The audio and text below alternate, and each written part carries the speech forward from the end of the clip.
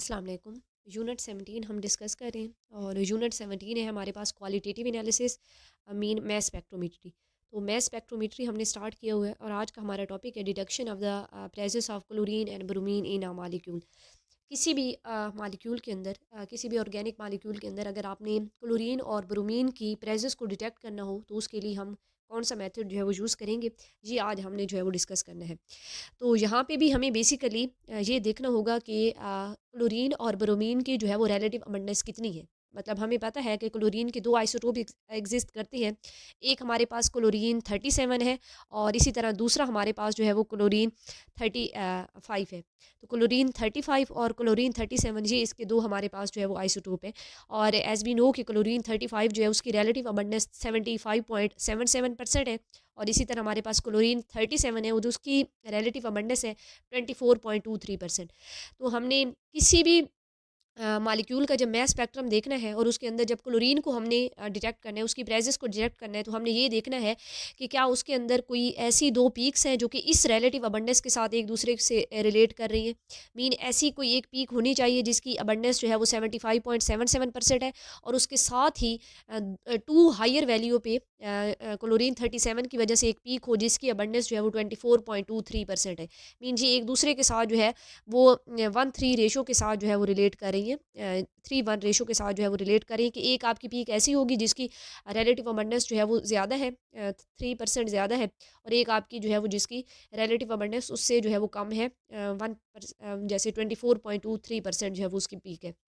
तो हम एक गिवन एग्जांपल लेते हैं। हमारे पास जो है वो स्पेक्ट्रम है और स्पेक्ट्रम जो है हमारे पास क्लोरोमीथेन का दिया हुआ है।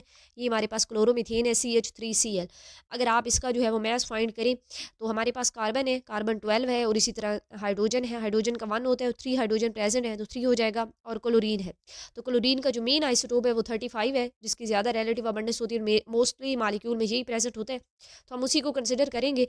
तो इसका मैस जो है वो 35 है। जब आप इसको जो है वो सॉल्व करें तो इसका मैस हमारे पास जो है वो 50 आता है। तो ये हमारे पास इस मॉलिक्यूल का मास जो है वो 50 है।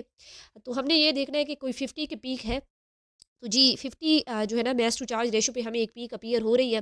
तो मतलब ये जो पीक है ये इसमें क्लोरीन 35 प्रेजेंट है। ये क्लोरीन 35 की वजह से जो है वो पीक अपीयर हुई है। इस तरह एक ऐसा भी हो सकता है कि कुछ मॉलिक्यूल में क्लोरीन 35 के बजाय जो है वो क्लोरीन 37 प्रेजेंट हो। तो दो ज़्यादा जो है वो मास टू चार्ज रेशो पे टू वैल्यूज़ हायर पे जो है वो पीक अपीयर होनी चाहिए और जिसकी रिलेटिव अबंडेंस जो है वो इसके कंपैरिजन में 1/3 हो। जैसे उसकी अबंडेंस जो है वो 24.23 थी, हमने पीछे भी देखा। तो ये हमारे पास एक पीक जो है वो अपीयर हो रही है और ये पीक जो है वो 52 पे है।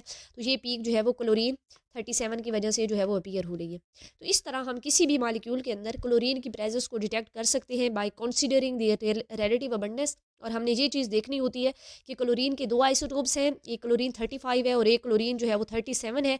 जो क्लोरीन 35 है हमारे पास उसकी रिलेटिव अबंडेंस 75.77 है। इस तरह जो क्लोरीन 37 है उसकी रिलेटिव अबंडेंस 24.23 है। तो ये दोनों पीक्स जो हैं एक दूसरे के साथ 3:1 रेशो के साथ रिलेट कर रही हैं, 1/3 मतलब प्रोपोर्शन में ये दोनों पीक्स प्रेजेंट हैं। तो क्लोरोमीथेन की हमने एग्जांपल ली तो उसमें एक हमें मेन इसका जो मॉलिक्यूलर मास है वो 50 है, तो मेन इसकी जो पीक है जिसे हम एम पॉजिटिव पीक कह रहे थे, ये हमारी एम प्लस पीक जो है या मॉलिक्यूलर आयन पीक है और ये 50 पे अपीयर हुई है और इसमें क्लोरीन 35 जो है ये प्रेजेंट है। इस तरह इसके to higher mass to charge ratio पे मीन 52 पे भी एक पीक जो है वो अपीयर होनी चाहिए जिसमें क्लोरीन 37 प्रेजेंट हो। तो वो पीक भी हमें यहाँ पे अपीयर हुई है, ये हमारी M+2 जो है वो पीक है जिसमें क्लोरीन 37 प्रेजेंट है। तो इस तरह किसी भी गिवन मॉलिक्यूल के अंदर हम क्लोरीन जो है उसकी प्रेजेंस को डिटेक्ट कर सकते हैं। नेक्स्ट हम ये देखते हैं कि अगर किसी मॉलिक्यूल के अंदर हमें ब्रोमीन की प्रेजेंस को डिटेक्ट करना हो तो उसके लिए हम जो है वो क्या करेंगे। तो detection of presence of bromine in a molecule, तो इसके लिए आपने सबसे पहले ब्रोमीन की रिलेटिव अबंडेंस जो है वो कंसिडर करनी है।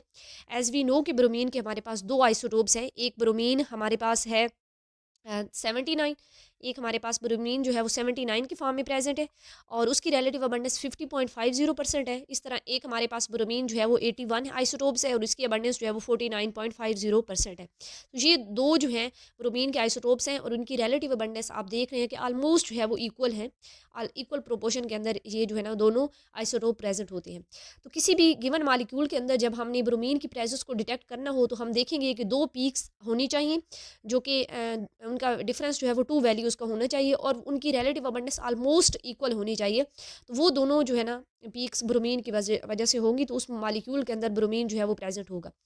हम एक स्पेक्ट्रम यहाँ पे कंसिडर करते हैं। फॉर एग्जांपल हमारे पास जो है वो इथाइल ब्रोमाइड लिया हुआ है, जिसे हम ब्रोमो इथेन भी कहते हैं। तो ब्रोमो इथेन है हमारे पास या इथाइल ब्रोमाइड है, इसको अगर आप कंसिडर करें तो इसमें 2 कार्बन है, 5 हाइड्रोजन है और 1 ब्रोमीन है। ब्रोमीन का मेन आइसोटोप 79 वाला यहाँ पे प्रेजेंट है। तो इसका मैच जो है वो 109 जो है ये हमारे पास है। तो हमने देखना है कि एक पीक 109 पे होनी चाहिए, और ये भी हो सकता है कि कुछ मॉलिक्यूल जो है ना कुछ ब्रोमो इथेन जो है उनमें ब्रोमीन जो है वो 70, इसमें तो 79 है, कुछ में हो सकता है कि ब्रोमीन जो है वो 81 वाली भी प्रेजेंट हो। तो एक पीक जो है वो हमें ये इसका मैच सॉरी 108 है। वैसे इन्होंने ओवरऑल रिलेटिव मैच लिए हुए तो वो 109 लिए हुए। तो वैसे हम जब 79 वाली कंसिडर करेंगे ब्रोमीन, तो उसका मैस 108 आएगा। इस तरह अगर आपने उसका हेवियर आइसोटोप जो कि 81 ब्रोमीन है, तो ब्रोमो इथेन के हाफ मॉलिक्यूल ऐसे भी होंगे जिनमें ब्रोमीन जो है वो 81 वाला प्रेजेंट हो। तो उस वक्त आप देखेंगे कि इसका मैस जब आप ओवरऑल कैलकुलेट करेंगे तो वो हमारे पास 110 आएगा। तो 2 पीक्स, एक पीक जो है वो 108 पे होनी चाहिए और एक पीक जो है वो 1010 पे होनी चाहिए, और दोनों की रिलेटिव अबंडेंस ऑलमोस्ट इक्वल हो। तो उस वो दोनों पीक्स हैं वो ब्रोमीन को रिप्रेजेंट करेंगी। तो हम अपनी गिवन स्पेक्ट्रम को देखते हैं। ब्रोमो इथेन का ये हमें स्पेक्ट्रम दिया हुआ है। तो यहाँ पे अगर आप देखें तो एक पीक हमें 108 पे अपीयर हो रही है। ये आपकी मेन जो है वो एम पॉजिटिव पीक है, ये आपकी मेन जो है वो मॉलिक्यूलर आयन पीक है 108 पे, और इसकी रिलेटिव अबंडेंस जो है ये 50.50 है। इसकी रिलेटिव अबंडेंस ये हमारे पास आ गई। इस तरह to higher mass to charge value पे भी एक पीक जो है वो अपीयर होगी, और वो पीक जो है उसे हम M+2 पीक कहेंगे। ये हमारी M+2 पीक है जो कि 110 पे अपीयर होगी, और इसमें ब्रोमीन जो है वो 81 की फॉर्म में जो है वो प्रेजेंट होगा। तो इस तरह हमने देखा कि अगर किसी मॉलिक्यूल के अंदर, किसी भी ऑर्गेनिक मॉलिक्यूल के अंदर हमने ब्रोमीन को प्रेजेंस को डिटेक्ट करना हो, जैसे ज़्यादातर अल्काइल हैलाइड्स होती हैं, तो उनके अंदर अगर हमने ब्रोमीन की प्रेजेंस को डिटेक्ट करना है, तो हम ये देखेंगे कि दो उसके मैस स्पेक्ट्रम के अंदर 2 पीक्स अपीयर होंगी, और 2 जो है वो बिल्कुल एक दूसरे के साथ होंगी। 2 वैल्यूज़ का उनके दरमियान जो है वो डिफरेंस होगा। जैसे यहाँ पे हमने देखा कि एक 108 पे थी और फिर दूसरी जो है वो 1010 पे पीक थी। तो इस तरह अगर 2 पीक्स 2 वैल्यूज़ के डिफरेंस पे हो, उनकी रिलेटिव अबंडेंस ऑलमोस्ट इक्वल हो, तो ऐसी पीक्स जो हैं वो ब्रोमीन को रिप्रेजेंट करती हैं। इससे हमें कन्फर्म होता है कि हमारे मॉलिक्यूल के अंदर ब्रोमीन जो है वो प्रेजेंट है।